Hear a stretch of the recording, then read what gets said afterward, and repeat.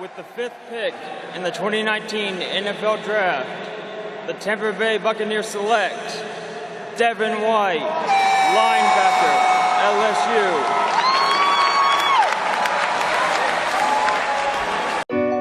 When you watch Devin White on film, this young man has a future. Only a sophomore from Springfield, Louisiana. But he's an active defender. He's excellent at diagnosing plays, and he's very decisive. Tryna hide from the camera. I ain't going outside today. Couldn't find our tech. So I'm drinking on egg today. I'ma put up a style. Stidham play action to Johnson. Got leveled as he let go of the ball, and it's incomplete. Well, Devin White times out this delayed blitz and lays out the quarterback. You want to play quarterback? This is what it is. Felipe Franks looking left, and that's all the time he had to look. Devin White. Holy cow. Wow. He's playing that rush linebacker spot that Duke Riley played a year ago and even wanted his number. Watch number 40 right here. Times out the blitzes as good as anybody you'll see. And that's way too...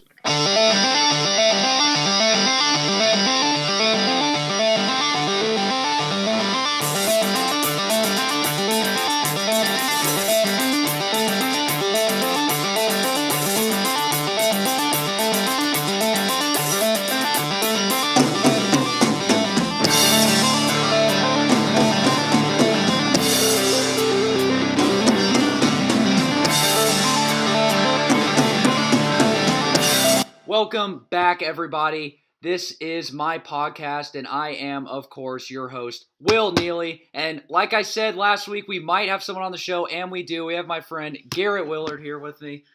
Thanks for having me on, Will. You're welcome, sir. And we have a lot to cover. I know this video is a little bit later than you guys expected, but we have the 2019 NFL Draft class for the Tampa Bay Buccaneers, and we're going to go ahead and get right into it. And as you saw in the intro video, our first pick is the filthiest player in the whole draft. Don't even at me on that. His name is Devin White, and he is a linebacker from Louisiana State University. He ran a 4.42 40, which is almost as fast as Jalen Ramsey, faster than Odell Beckham Jr. So that's crazy to think about. If you put Devin White one-on-one with Odell Beckham Jr. and said, just go deep, Devin White could run stride for stride with him and cover him. That's how fast he is. A lot of people like to compare him to Derrick Brooks, the Hall of Fame Bucs linebacker, because of their similar styles of play and speed, along with their excellent tackling and their fundamentals. But Devin White's also interesting because he has a little bit of an outside character that a lot of people like because he owns 7 horses. His main one, Daisy May, that he always posts YouTube or Instagram videos of him riding. And we're just going to go ahead and look at the stats of Devin White, who he was picked 5th overall. And he had, all right, wrong stats here. Okay, and he had over 123 tackles. For a college linebacker in 13 games, because that's how many games are in a season, that is a lot of tackles. And in 2017, he had 133 tackles. 12 of them were tackles for loss in 2018. In 2017, 13 and a half of them were tackles for loss. He did only have 1 interception, though. But in his whole college career at LSU. But his tackling, and especially his tackles for loss, 13 tackles for loss and 12 tackles for loss is a significant number. That's basically 1 per game, which is very hard for a middle linebacker to do. And another thing that's big is Todd Bowles runs a 3-4 defense, and obviously a 3-4 defense, for as you don't know, 3 defensive linemen, 4 linebackers, which means every single play, if you rush 4 people, there will be a linebacker blitzing. And Bowles is also really big into rushing up the middle, and Devin White fits that system. He was ranked as the top linebacker at blitzing the quarterback. No one did it better than him. Some argue Devin Bush did, but he didn't. If you want to look at the stats, the tackles weren't even close. Devin White had almost 20 more tackles than Devin Bush did, and a significant, almost double Devin Bush's tackles for loss. And I really do think this was the best guy on the board. A lot of people say Josh Allen, the outside linebacker, edge rusher, you might say, out of Kentucky, who everyone thought the Raiders were going to pick, and it was kind of a surprise that he was available for us. But the Raiders did their typical John Gruden choke drafting, and they picked Clinton Farrell, defensive tackle from Clemson, who was supposed to go number 25, and they picked him 4th, so good job there. But now it's causing us to be put in a hard situation. Josh Allen, it would have just been so much easier if the Raiders just picked Josh Allen, so there wouldn't be any controversy of this pick. But, of course, the Raiders don't do that. So now people are like, we should have picked Josh Allen. No, we should have picked Devin White. Now, because of John Gruden and Mike Mayock, we have controversy in our pick. But I do think that Devin White fits our system. I think both of them are going to be very good football players. In the end, I guess we'll see which player ends up being better. But for what we need a linebacker, a commander, especially the middle linebacker, the commander of the defense, the real backbone, and we're trying to rebuild a defense. I think that was the position of most need. What do you think, Garrett? I think it was a great pick. I know there was definitely some controversy around it, but I think, in the front office, in the draft room, I think Devin White was the guy, and I think when he was available at number 6, everyone in the Bucs room knew that he was our guy, and he was the guy that we wanted to wear that pewter jersey. So I definitely support the pick, and I think he's going to be a great Buck. Yeah, because if you heard when Bruce Arians was on the phone with Devin White, the first thing he said, hey, if you were there, I told you in the interview, if you're there, we're taking you, regardless if any other player's there, which, if Quentin Williams was there and then we picked him, I'd be a little irritated. But he wasn't, so it worked out. I think this pick is a home run, honestly. He's fast, quick, good at tackling. Okay, a lot of people like to complain because, we have all these LSU linebackers now. We used to have Quan, and then we still have Kendall Beckwith, and Devin White now. People are so irritated that Quan left. Quan led the league in missed tackles. So as much as you guys think good Quan is, because Quan, pass coverage, not horrible, but not that great. Tackling, atrocious. He would hit hard when he would make contact, which was just not that often. But now we have Devin White, and he's 10 times the player Quan is, and we finally have a guy now who can really understand how to play football, because we have a bunch of these idiots back there that don't know what they're doing, and we need a guy who's calm, leads by example, listens to coaches, and he's a good example of that. Another thing I want to bring attention to is we signed a partially blind player. He's completely blind, I think, in his left eye. It's either his left or right eye. He's a defensive end, but the Bucs are making him switch to linebacker, and I just don't get it. I really don't. I don't get why people are complaining, I should say. They're like, oh, we signed a partially blind player. Like that's so horrible. I don't get it. That's a vast improvement from our fully blind players that we have on our defense. So maybe he'll lead by example too. But anyways, our second round pick, so it was kind of a typical Jason Light draft. You start off you're like, okay, this is going to be the year, and then it just tanks from there. So kind of. I guess we'll see. So second round pick, we picked an individual who I thought was going to be Greedy Williams, because Greedy Williams was ranked as a first-round corner, arguably the best corner in the draft class, and he somehow fell really far, and there's obviously a reason for this, because it was kind of crazy how far he fell. So maybe it was good that we didn't pick him, but I mean, it was almost like you had to pick him, right? Pick 2 LSU boys, and what do we do? Not pick him, okay? We picked this individual named Sean Bunting. Okay, I mean, that just sounds like you're a bad football player if your name's Sean Bunting. Who would buy a jersey with the last name Bunting? I don't know. But we picked him, so we have to roll with it a little bit. He played at Central Michigan. It's Division II, I believe. It's in a conference called MAC Conference. I've never heard of it before, ever. So the issue I have with this is, because it was funny when we picked him, if you guys were watching the ESPN one, their big draft guys, Mel Kiper. And when we selected Sean Bunting, Mel Kiper had to go to his list of defensive backs and turn the page to find him. Okay, turn the page.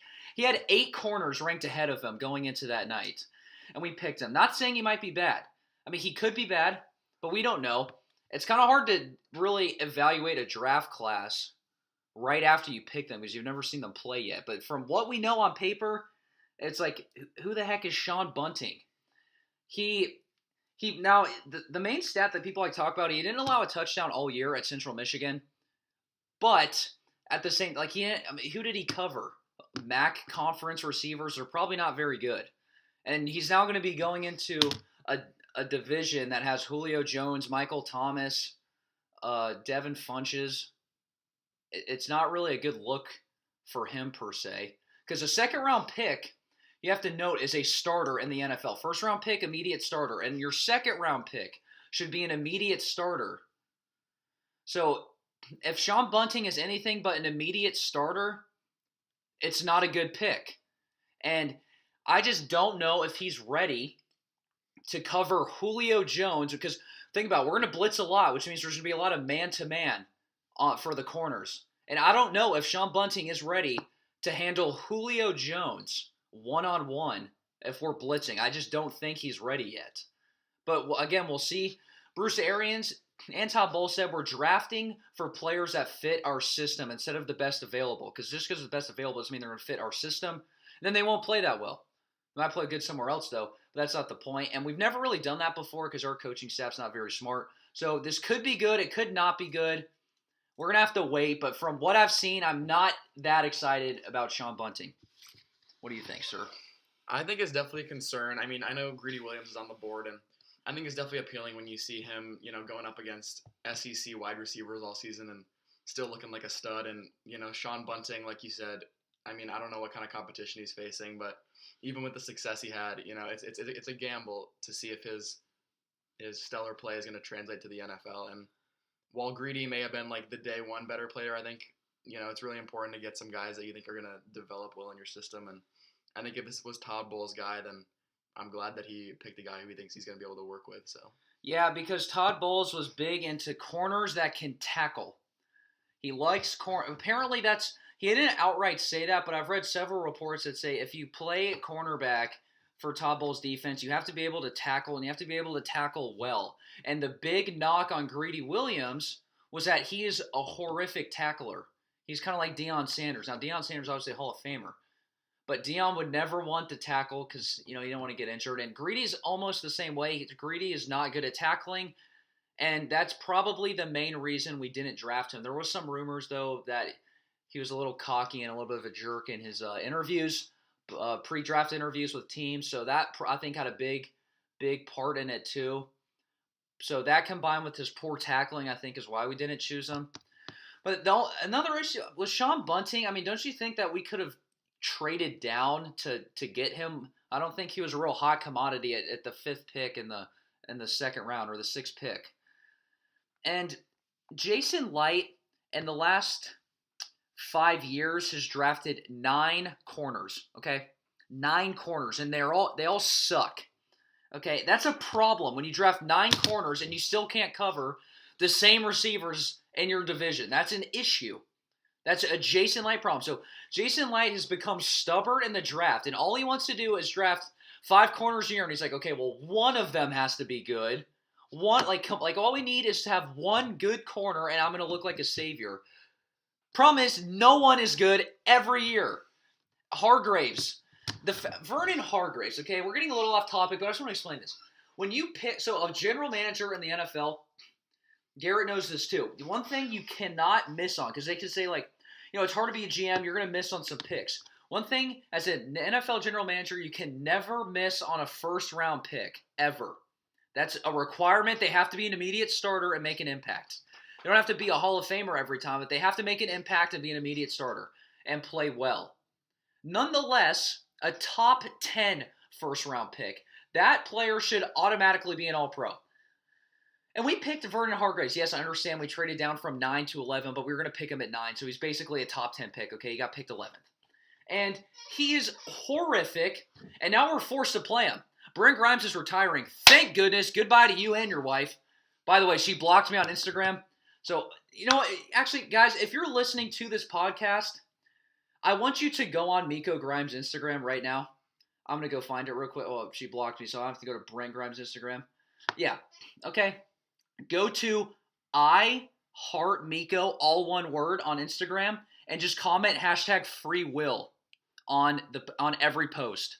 Okay, and she'll block you, but it would be really funny, and we can't stand that family. So go ahead and do that. But so Brent Grimes is retiring. Vernon Hargraves is now going to have to step up into a starting position, and I'm scared to death of it because he got burnt by Adam Thielen.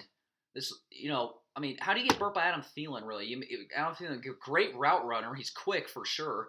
But when you just have a guy going deep, you can't, as an NFL corner, you can't just get burnt like that. That's like backyard football. It's just go deep. I'm going to run faster than the guy in front of me. You can't allow that. The only player is like that would be decently acceptable for is Tyreek Hill. But he'll be in prison, so I guess we won't see him that much. So we continue in the draft, and we pick an individual. Another corner, of course. Jason's always like, oh, I'm so good at drafting corners. Let me just keep doing it. We picked a guy named Jamal Dean from Auburn. Same school Carlton Davis came from, and you know how good he looked last year. But I mean, I guess he has. Every time I make fun of a player, like, oh, he has potential. It's like, okay, congratulations. He wasn't good last year, and what did I say? He wasn't good last year, so shut up. All right, and he wasn't good last year. And I'll tell you, now we have this guy Jamal Dean. I do like his size though, 6'2", 208 pounds. 6'2" is very tall for a corner, very tall. So I think he's a good size matchup. He played decent in Auburn. I haven't had a chance to watch his film yet, so I can't really evaluate. But looking at his stats, he had a couple interceptions this year, 9 passes defended. He had a fumble recovery.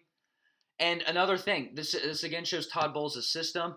As you can see, he had over 20 solo tackles, and which is a lot for a cornerback. And he had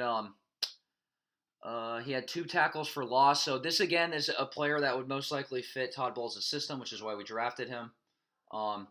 So I'm okay with this pick. Now you're getting into the late second round. So this guy should start, but it'd be acceptable maybe if you didn't start in the first 4 games or so. Let everyone get acclimated to the system and then put him in.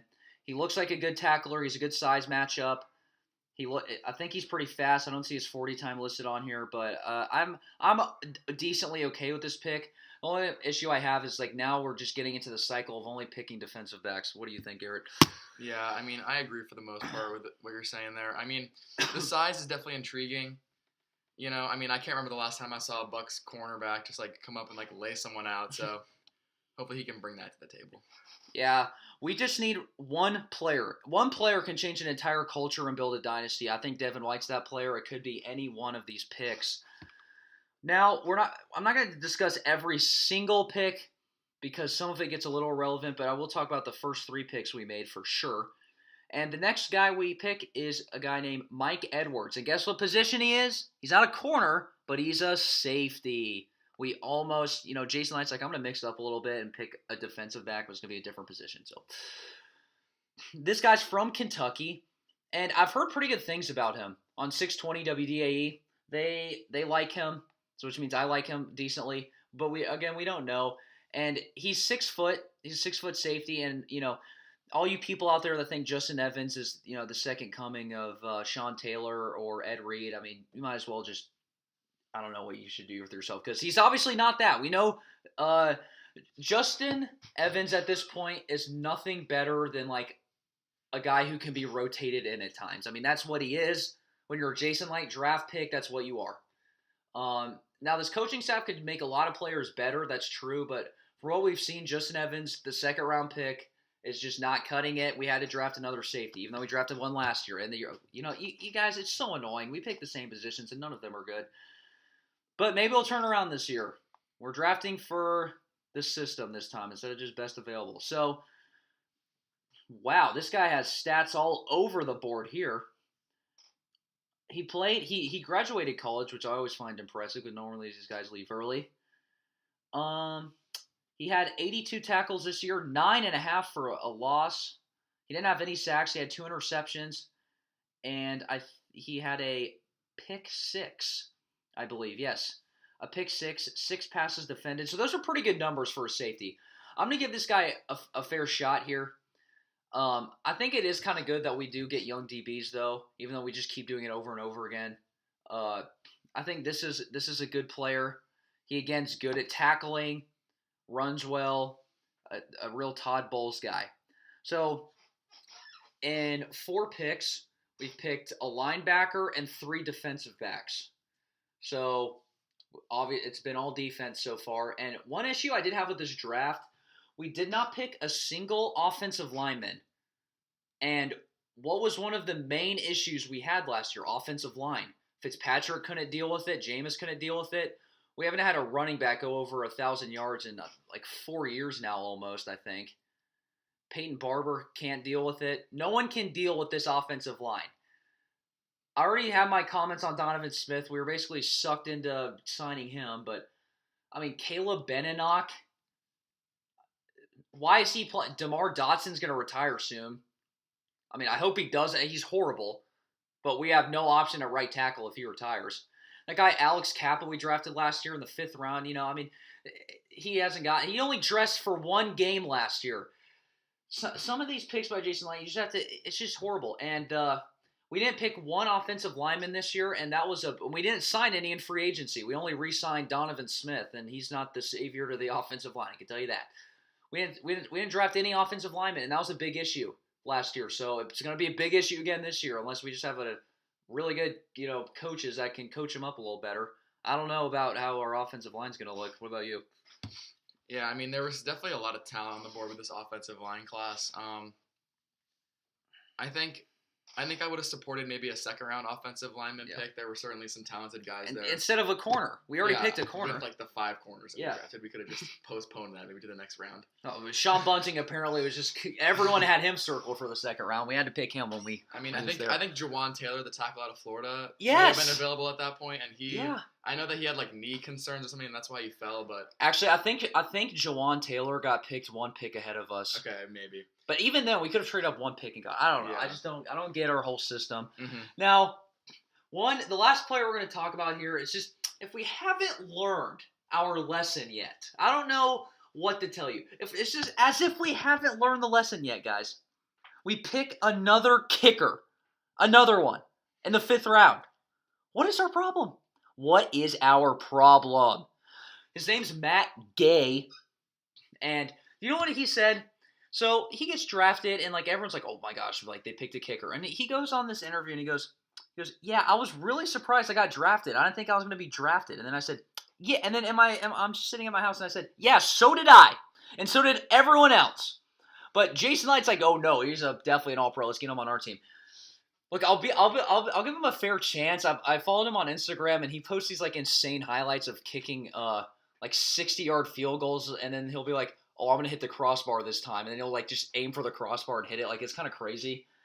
And he seems like a nice guy, but a kicker again, Jason. What is your problem? Seriously, what do you think about the kicker? Roberto Aguayo was the best kicker in college football history, and he was a complete dumpster fire on the Bucs. So I think kickers, they're really risky. It's a lot about their confidence. They miss 1 kick and then they just like plummet to a depth of despair with missing every kick. Aguayo missed the first extra point in his first preseason game of his career, and he never recovered. I mean, I think there's a lot of talented kickers you can sign after the draft. The 5th round is definitely a spot where you can, get a talented player. So if they draft someone in the 7th, maybe that's fine. But the 5th feels a little early for a kicker. And we have Santos. Santos played pretty well at the end of the year. So, I mean, and then, Jason Light goes and said, "Yeah, we're going to have a kicking competition." I swear, if anyone except the kicker we drafted wins the kicking competition, Jason Light should be fired instantly. Because then it's just a waste of a 5th round pick. Yes, that's exactly what it is. Just throw it out the window. And he's like, "Oh, there's going to be competition." I'm like, "No, there better not be any competition. This is our kicker now, buddy. You don't just say, 'Oh, there's going to be competition. We picked a 5th round kicker.'" No, Santos should be cut now. I don't understand it. Or they could just do like the fake competition just to make sure Matt Gay isn't just, kicking the ball around carelessly. But yeah, so the draft class, I would give a solid. We did, and then this class was loaded for defensive linemen, and the first time we pick one is in the 6th round with some like Iowa guy. And then we also pick a receiver who's 5'9". Does he sound like he's going to be very good? No. Whatever. We have to replace Adam Humphrey, so. Who was the receiver that we got? I can't remember his name. Let me go back to our draft. Yeah, actually, never. My mistake. We picked the Iowa defensive end in the 4th round, kicker 5th round, and then we picked Scott Miller, the wide receiver. He's from the University of Bowling Green. I'm sure him and Sean Bunting were friends, and the Conference of Mac. Okay, so They probably got along. So, honestly, Sean Bunting might have covered him. He might have been one of the skilled receivers in the conference that he covered. But he's 5'9". What are we doing? I honestly don't know, but so Jason Light's an idiot, okay? We've established this multiple times in this podcast. But I don't think Bruce Arians is. And I honestly think Bruce Arians is overrunning Jason Light's picks right now. And I don't think Bruce is an idiot. So I think that, that's why there's, hope with this class. If this was, Jason Light paired with Cutter or Jason Light paired with Lovie Smith, it would just be, over instantly. But because Bruce Arians is there, I haven't lost total confidence. And I'm looking forward to see how these players perform during the season. And I will make another video soon about our horrific schedule of having 7 away games in a row, but we'll get into it later. Well, 7 weeks away from home, I guess. Not necessarily away games, so there's a bye week in there. But it's horrible, especially as a season ticket holder. It's going to suck. And it's Bruce Arians' first year. We have a lot of young idiots on our team. So I guess I'll see you guys then. Any last things to say? Thanks for listening. Yep. Thank you for listening. And remember, this class, it might not be the best, but we have to give them a fair shot. They say it takes about 3 years to evaluate a draft class. So let's just keep doing Operation Optimism. Go Bucs.